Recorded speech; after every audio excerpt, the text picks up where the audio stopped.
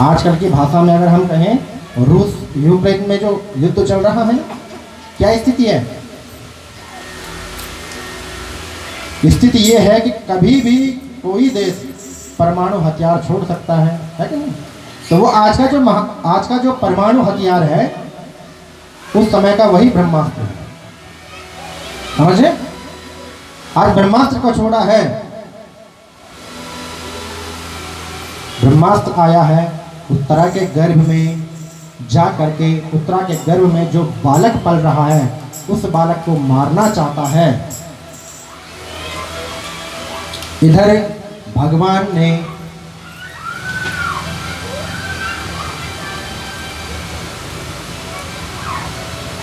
जब पांडवों को विजय प्राप्त हो गई थी तो द्वारिका के लिए जाने लगे। इतने में जब अश्वत्थामा ने ब्रह्मास्त्र छोड़ा है, तो भगवान जैसे ही रथ में आरूढ़ हो रहे थे द्वारिका जाने के लिए, तो उत्तरा भाग भाग करके आती हैं। पाहि पाहि महायोगिन देव देव जगतपते, नान्यम तद भयम पत्ये यत्र मृत्यु परस्परम। स्वामी, हे मित्र, हे सखा, रुकिए। उत्तरा भगवान कृष्ण को अपना मित्र मानती थी, जबकि है क्या? मामा ससुर। भगवान रुके, बोले देवी क्या हुआ? बोले पाही पाही, रक्षा करो रक्षा करो। बोले देवी हुआ क्या, बताइए तो। बोले भगवान जब से अश्वत्थामा गया है ना, उसके जाने के पश्चात मेरे गर्भ में ज्वलन पीड़ा उत्पन्न हुई है। भगवान ने अपने योग दृष्टि से देखा कि अश्वत्थामा ने ब्रह्मास्त्र छोड़ दिया।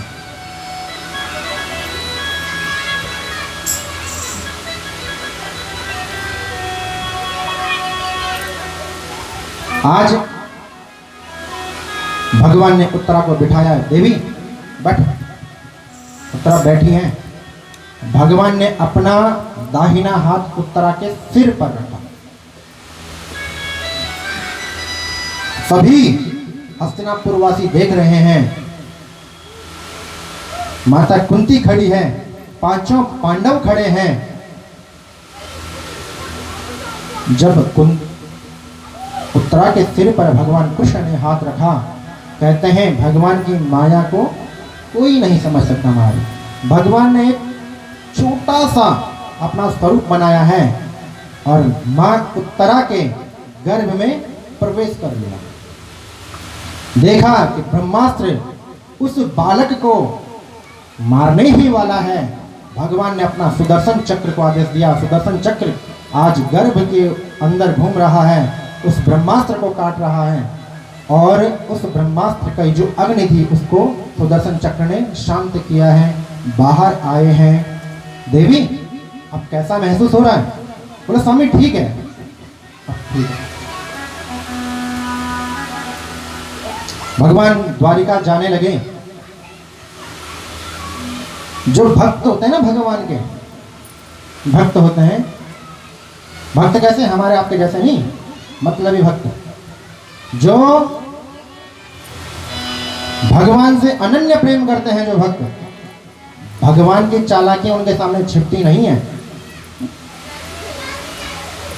कुंती माता ने जब ये सब चरित्र देखा तो समझ गई कि भगवान ने कुछ ना कुछ लीला करी है।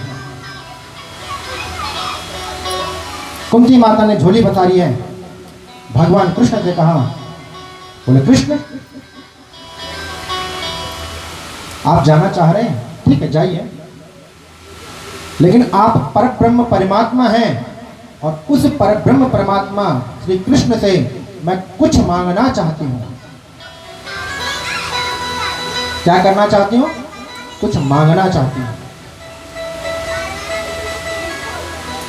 भगवान ने बोला, बुआ मैं भगवान कुछ नहीं, मैं आपका भतीजा हूं, नंद जी का लाला हूं।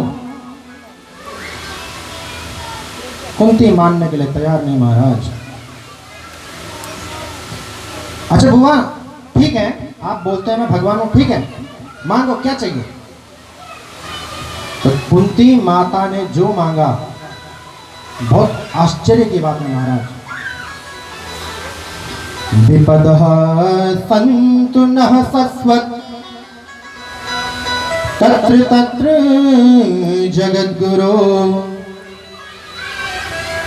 भवतो दर्शनं यत् स्यात् अपनै भवदर्शनम्। झोली फैलाई है कुंती माता ने भगवान के सम्मुख। भगवान से कहा, भगवान आप मेरी झोली में दुख डालिए, विपत्तियां डालिए। विचार करें, अगर भगवान हमारे सम्मुख आ जाएं, क्या मांगोगे? क्या मांगोगे बताओ?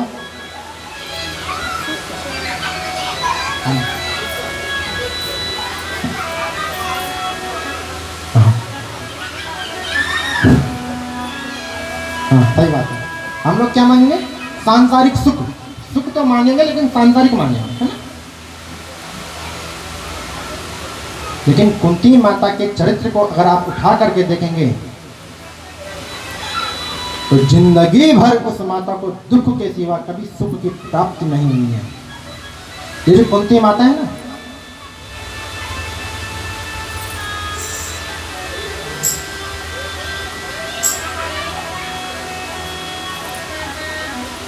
ये कुंती माता, जिस घर में इस कुंती माता का जन्म हुआ,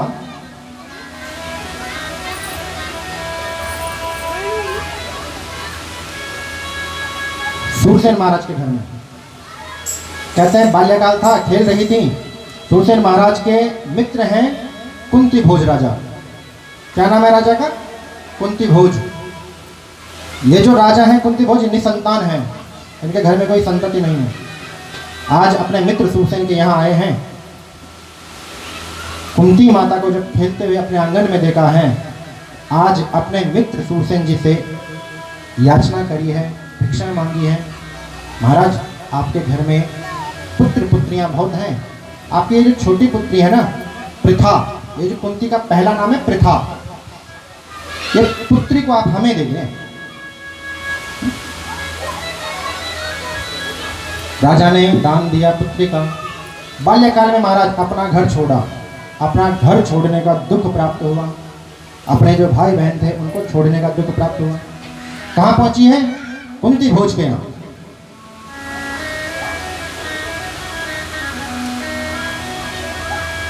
एक दिन दुर्वासा ऋषि आए हैं।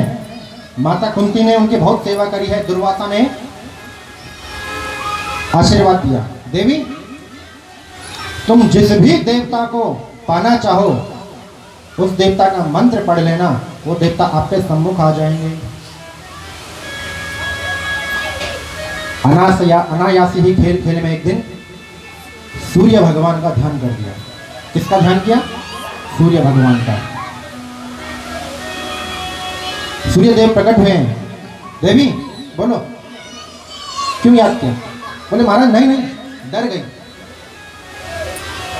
नहीं नहीं महाराज ऐसे ही अनायास। नहीं देवी, अब आपने आवाहन किया है, बुलाया है, तो कुछ ना कुछ तो मांगना पड़ेगा। बोले महाराज नहीं, छोटी बच्ची थी, डर गई बेचारी, नहीं कुछ नहीं चाहिए। सूर्य भगवान ने पुत्रवती होने का आशीर्वाद दे दिया। अभी विवाह नहीं हुआ, कौमार अवस्था है, गर्भ धारण हो गया। लोग लज्जा का दुख कुंती माता को मिला। समाज क्या कहेगा? बच्चे को जन्म दिया, एक सूप में रखा, यमुना जी में बहा दिया। जिस बच्चे को 9 माह तक गर्भ में रखा उस बच्चे को बहा दिया। उसके बिच्छो होने का दुख जो प्राप्त हुआ कुंती को प्राप्त हुआ। विवाह हुआ तो ऐसे व्यक्ति के साथ विवाह हुआ जो पीलिया रोग से ग्रसित है। किस रोग से? पीलिया रोग से। और वो भी श्रापित है महाराज। अगर संसर्ग की इच्छा से पत्नी के सम्मुख जाएं तो तुरंत मृत्यु हो जाएगी। साथ में सौतन भी है, माद्री।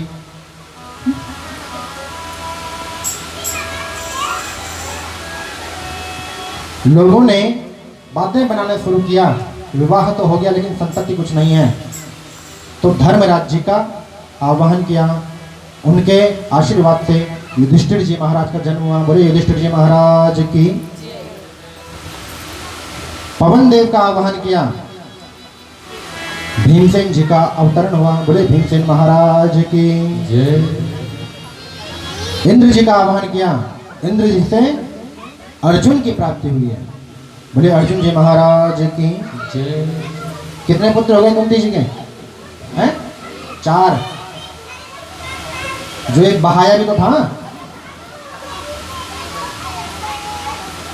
जो माद्री है वो भी निसंतान है। क्यों? क्योंकि पति अगर संसर्ग की इच्छा से जाएगा तो मृत्यु को प्राप्त हो जाएगा। अश्विनी कुमारों का आह्वान किया, अश्विनी कुमार आए और 2 पुत्रों का वरदान दिया। किसको? माद्री को, नकुल और सहदेव के रूप में। एक दिन पांडु राजा ने संसर्ग की इच्छा से माद्री के पास गए हैं, तुरंत उनका प्राणांत हो जाता है। छोटी अवस्था में ही वैधव्य को प्राप्त हुई है। कौन? कुंती माता। उस समय सती प्रथा होती थी। माद्री जो है वो सती होने की इच्छा से गई है, सती हुई है महाराज। 5 पुत्रों को पालने का जो दुख है वो कुंती माता को प्राप्त हुआ है। हमसे एक बच्चा नहीं पाला जा रहा। सोचिए उस अकेली माँ ने 5 बच्चों को कैसे पाला होगा।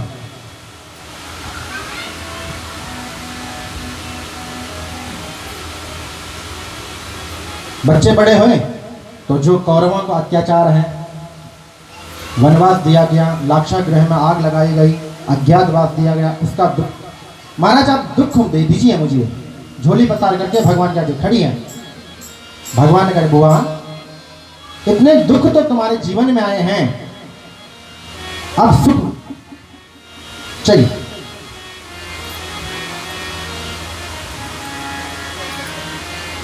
भगवान ने अखंड भक्ति का वरदान कुंती माता को दिया है। युधिष्ठिर जी आए हैं।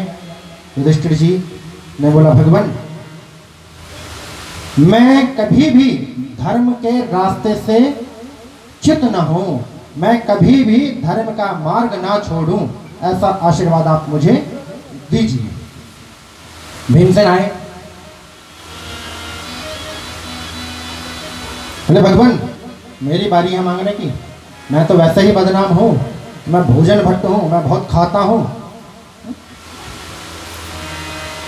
आपका जो प्रेम है हमारे प्रति, हमारी जो आपके प्रति जो भक्ति भावना है वो हमेशा बनी रहे। भगवान ने कहा तथास्तु। अर्जुन आए महाराज। अर्जुन ने कहा भगवान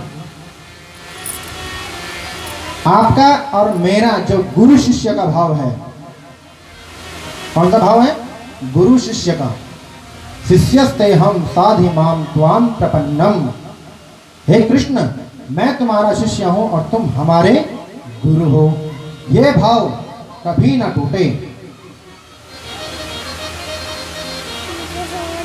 नकुल सहदेव की बारी आई। भले भगवान हमारा जो मन है ये नित्य निरंतर आपके भजन करता रहे, अखंड भक्ति का वरदान दीजिए। तथास्तु। द्रौपदी की बारी आई। द्रौपदी ने सखा धर्म मांगा है। उत्तरा की बारी आई है। उत्तरा कहती है कृष्ण त्वदीय पद पंकज पंजरान्ते अद्यैव मे विषमानसि राजहंसा प्राण प्रयाण समये कफवात पित्ते कंठावरोधन विधौ स्मरणं कुतस्ते। बोले कृष्ण त्वदीय पद, जो आपके जो ये चरण कमल है ना, ये जो चरण कमल है, इन चरण कमल रूपी पिंजरे में मेरा जो मन रूपी राजहंस है हमेशा हमेशा के लिए कैद हो जाए, बस एक ही विनती है। क्यों? कि महाराज जब हमारे प्राण निकलने वाले होते हैं ना, तो कफ वात पित्त हमारे कंठ में आ जाते हैं। हम लोग बोलते हैं भजन करो भजन करो, लोग बोलते हैं महाराज अभी उम्र नहीं हुई, बुढ़ापे में करेंगे। किसी ने देखा बुढ़ापा कब आया?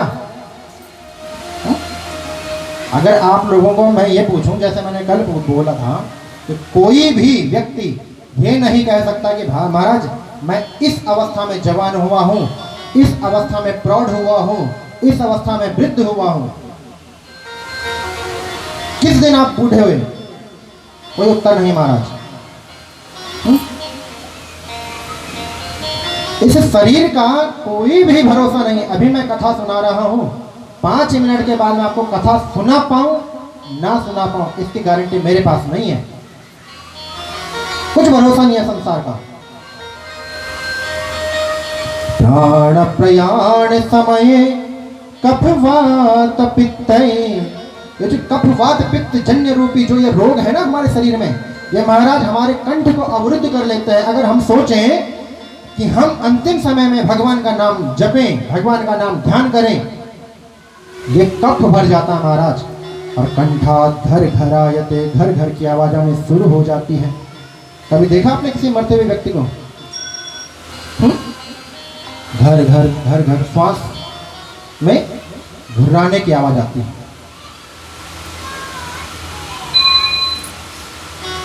भगवान ने अखंड भक्ति का वरदान दिया है। भगवान आज द्वारिका को गए हैं। इधर जो ये उत्तरा के गर्भ में जो ये शिशु पल रहा था, जिसकी रक्षा भगवान ने करी है, समय हुआ और इस बालक का जन्म हुआ। ठीक है जी। जब जन्म हुआ तो कहते हैं ये बच्चा पालथी मार करके बैठ गया। और बच्चा जिसका जन्म अभी अभी हुआ है, चारों ओर देखने लगा मानो किसी को ढूंढ रहा हो। हमारे सुखदेव जी महाराज, सूत जी महाराज कह रहे हैं, हे सौनकादि 28,000 ऋषि महात्माओं, ये जो बालक है ना, ये ढूंढ रहा है। किसको? ये ढूंढ रहा है कि सब अलग अलग चेहरे दिखाई दे रहे हैं, वो कहां होगा जिसने मां के गर्भ में आकर के मेरी रक्षा करी थी? वो तो इस सभा में है ही नहीं।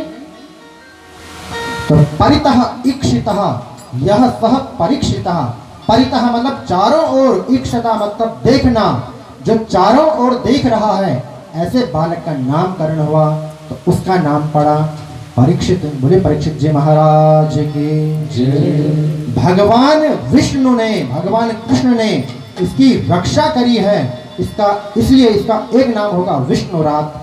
बोले विष्णुरात महाराज की जय। धीरे धीरे समय व्यतीत हुआ महाराज। भगवान आए हैं द्वारिका से उपहार भेंट करने के लिए परीक्षित को। परीक्षित ने जब देखा, ओहो वो सांवला सलोना यही है जिसका मैं ढूंढ रहा था। भगवान द्वारिका वापस जाते हैं, अर्जुन को साथ में भेजा गया। अर्जुन 6 महीने के बाद जब वापस लौटे हैं तो कहते हैं अर्जुन का जो मुख का जो तेज था वो क्षीण है।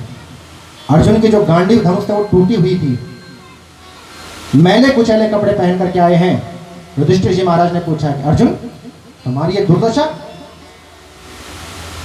बोले भैया भगवान इस धराधाम को छोड़ करके चले गए।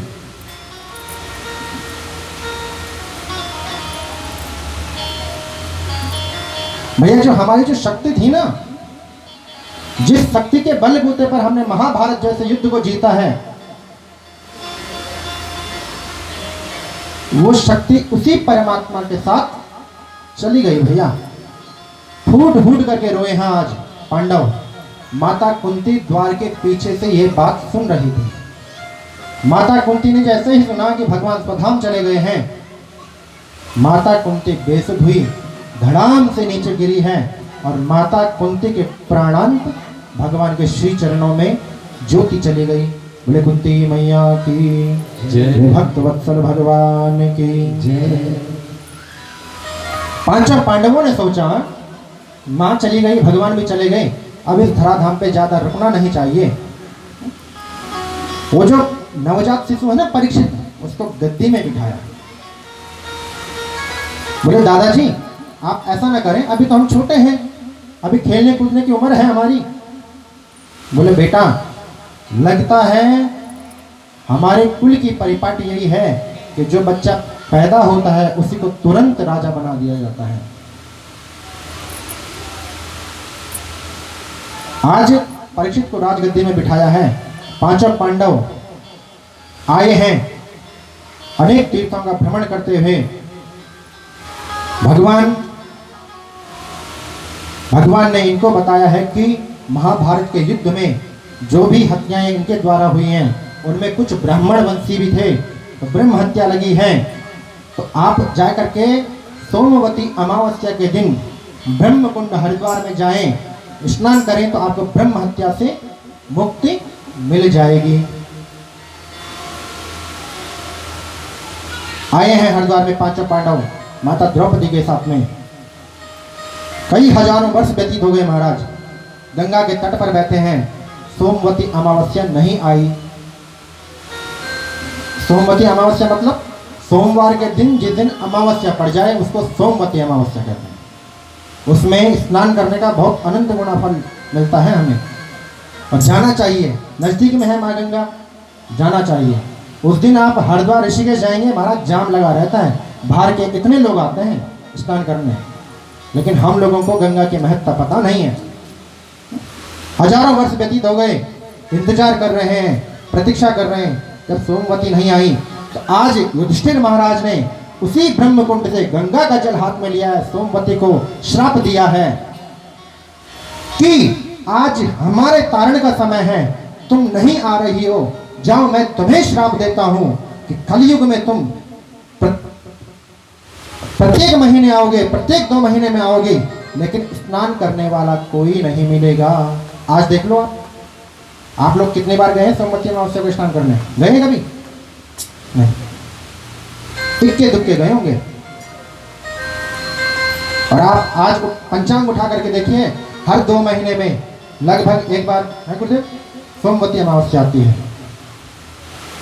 2 महीने 3 महीने में सोमवती अमावस्या आती है।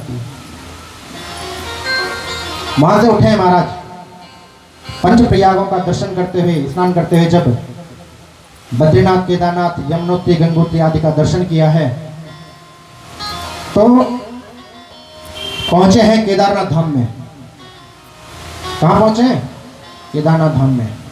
क्योंकि अगर ब्रह्म हत्या से अगर कोई मुक्ति दिला सकता है या तो माँ गंगा है, माँ गंगा में वो शक्ति है कि ब्रह्म हत्या से मुक्ति दिला सकती है, और माँ गंगा नहीं है तो भगवान शंकर में वो शक्ति है कि ब्रह्म हत्या से मुक्ति दिला सकते हैं।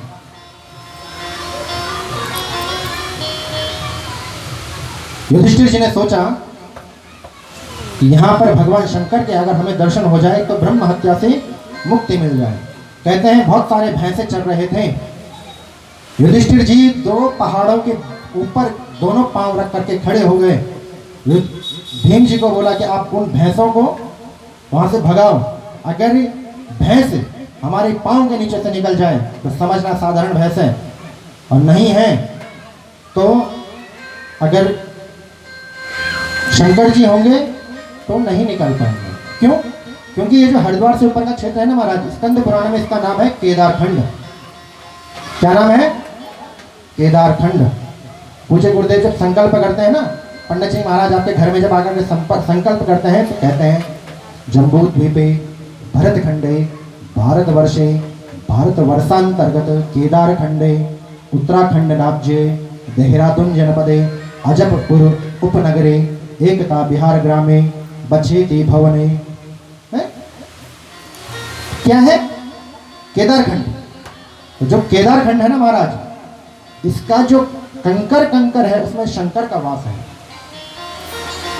आज जब भीमसेन महाराज भैंसों को धक्का देकर के आ रहे हैं, कहते हैं सारी भैंसें निकल गई, अंतिम में एक जो मोटी सी भैंस थी, जब भीमसेन महाराज ने उसको धक्का दिया तो कहते हैं युधिष्ठिर जी के पांव के नीचे से तो नहीं निकली, लेकिन इस भैंस ने पहाड़ में अपना मुख अंदर घुसा दिया।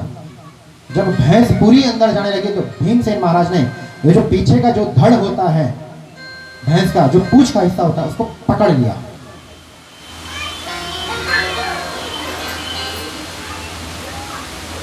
जो हिस्सा भीमसेन जी ने पकड़ा था वही केदारनाथ जी ने।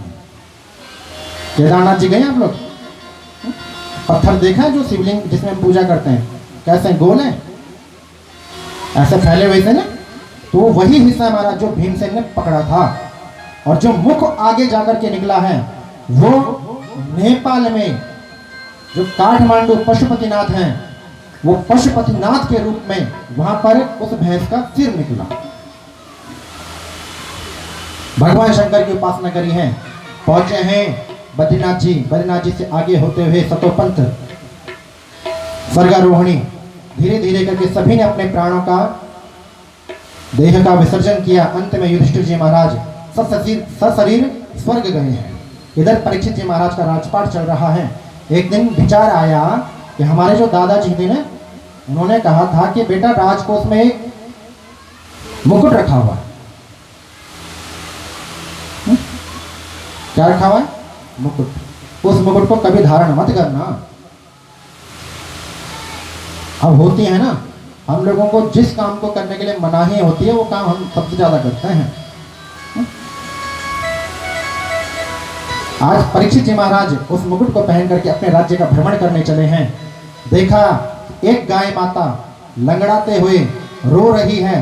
बैल के 4 पद होते हैं, 4 पांव में से 3 पांव बैल के कटे हुए, एक पांव में बैल खड़ा है और गाय माता और वो बैल रो रही हैं। उनके पीछे से काला कलू का पुरुष उनको दंड से मार रहा है। जब इस प्रकार का कृत्य राजा परीक्षित ने देखा, बोले ओ भैया कौन हो तुम, क्यों गाय को मार रहे हो, क्यों बैल को मार रहे हो? ये जो गाय है ना महाराज, ये गाय पृथ्वी का स्वरूप है और ये बैल है ये धर्म का स्वरूप है।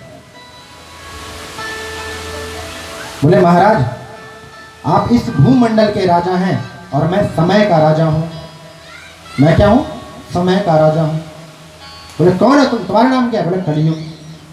क्या है? कलियुग। बोले यहां क्यों आए हो?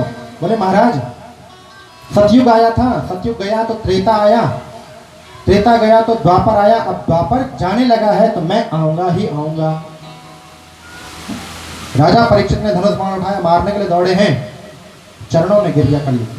बोले महाराज आप शरणागत वत्सल हैं, शरण में आए हुए की रक्षा करते हैं, आप कृपा करके मुझे कुछ स्थान प्रदान करें जहां मैं रह सकूं।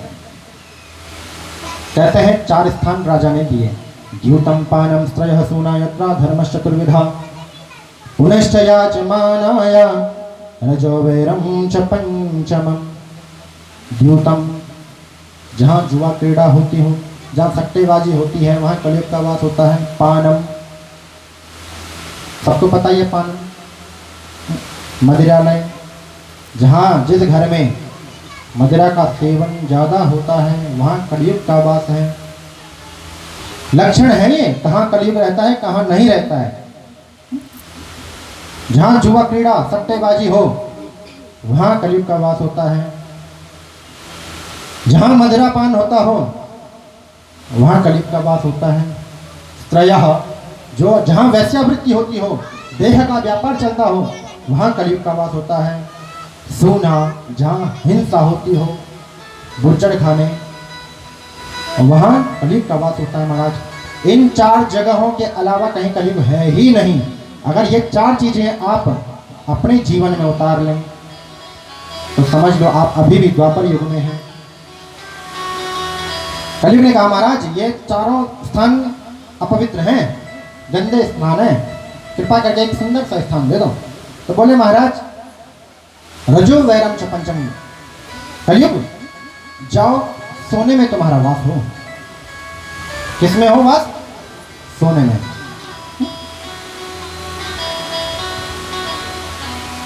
सोने का 88 ऋषि महात्माओं ने प्रश्न कर दिया सूची मानव को। गुरुदेव भगवान कृष्ण ने गीता में कहा है कि धातु नाम अस्मि कांचनम, अगर धातुओं में मुझे जानना है तो सोने को मेरा स्वरूप मानो। आप कह रहे हैं कि राजा परीक्षित ने कलयुग को, उस दुष्ट प्राणी को सोने में वास दिया। बोले महात्माओं, राजा परीक्षित ने जो स्थान दिया है वो अन्याय से उपार्जित जो धन है, अन्याय से उपार्जित जो सोना है, अन्याय से उपार्जित जो धन है, उस धन से खरीदा हुआ जो सोना है उसमें कलयुग का वास होता है। स्थान दिया महाराज। आज परीक्षित जी महाराज जंगल में गए आखेट खेलने के लिए, अपने जो सैनिक थे साथ में उनसे बिछड़ गए, भूख प्यास से व्याकुल हैं, जंगल में गए हैं।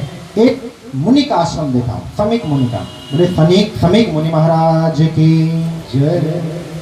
आश्रम देखा, गए हैं, देखा कि समाधि तोड़ के महात्मा जो सोने का मुकुट पहना था ना राजा परीक्षित ने, वो जब जरासंध को मार के लाए थे ना, वो जरासंध का मुकुट था, अन्याय से आया था ना, मार के लाए थे।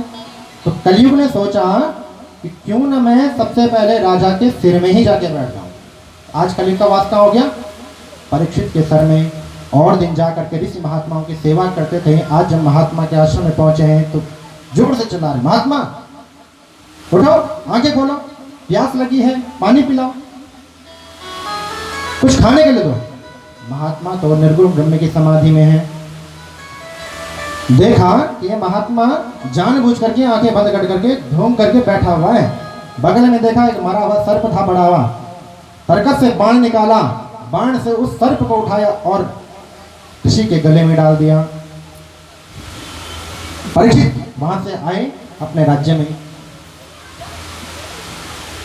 जो ऋषि कुमार बालक खेल रहे थे, उन ऋषि कुमारों ने देखा कि हमारे महाराज जी के सिर गले में क्या है, मरा हुआ सर्प डाल दिया। भागते भागते कौशिकी नदी के किनारे गए हैं। कौशिकी नदी के किनारे इन समीक मुनि महाराज का पुत्र श्रृंगी ऋषि खेल रहे थे। आज जब श्रृंगी ऋषि को यह बात पता चली है कि किसी राजा ने हमारे पिता का अपमान किया है, कहते हैं कौशिकी का जल हाथ में उठाया। कौशिक्यापस्पृश्य वाक्य वज्रम विसर्जः, वाक वज्र छोड़ दिया महाराज। इति लंघित मर्यादं तक्षक सप्तमे हनि, दक्षयति स्म कुलांगर चोदितो में ततद्रुहम्। जिस किसी ने भी ये दुस्साहस किया होगा, जिस किसी ने भी ये पाप किया है, हमारे पिता का अनादर किया है, उस दुष्ट पापी को आज से 7वें दिन, ये उसने तो मरा हुआ सर्प डाला है, लेकिन इसी सर्प का जो पूर्वज है तक्षक नाम का सर्प, वो सर्प आकर के उस राजा को डसेगा और उसके प्राणांत हो जाएंगे। वाक वज्र छोड़ दिया महाराज।